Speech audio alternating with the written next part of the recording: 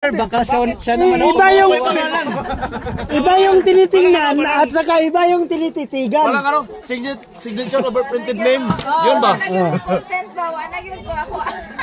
Ma'am, makagi pa ba ni ma'am? Pero may ipo diha ma'am. Wow!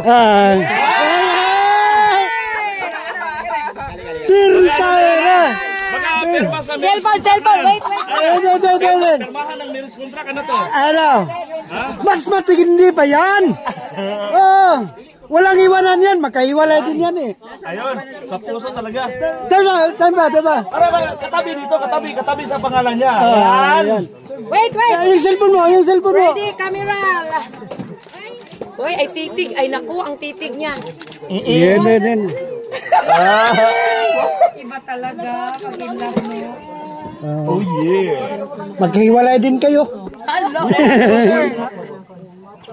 Kahit lagi na nakaihiko sa kakilig. Wow. Tingin Ano? May ay pa yan. Ang tindi yan. Ang heart, Ang nipple. Bakit? Ginawan pa ng bilog yung patay. my heart. Ang heart yung sa nipple. Lagyan ng heart. Lagyan ng heart. Oh, tapad ayo. Heart day. Oh, ayan. Dapat may heart talaga. Nako. Mabuhay ang bagong kasal. Mabuhay. Maghiwalay din yan. So, tapos na sila magpirmahan mga idol. Yan na. Ito na yung mga kaganapan natin sa Tanda ng pagmamahal. Tandaan na pagmamahalan.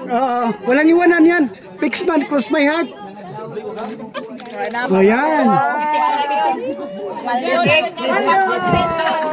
Fix man, cross my heart. Walang iwanan. Yan na. Ma'am, mas maganda dito. Yung nakaluhod o katabi lang. I now then pronounce you husband and wife. You may kiss the bride. Congratulations! Mabuhay! Bagong kasal! Mabuhay! Paldong na. Batay. Sige ma'am, kahiwalay mo lang eh. Buti nga sila. Woo!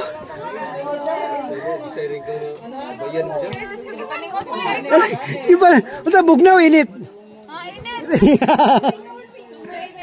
Yan din nasabi niya. Ulo, tinitinan talaga oh. So, diba? Picture tayo sa cellphone.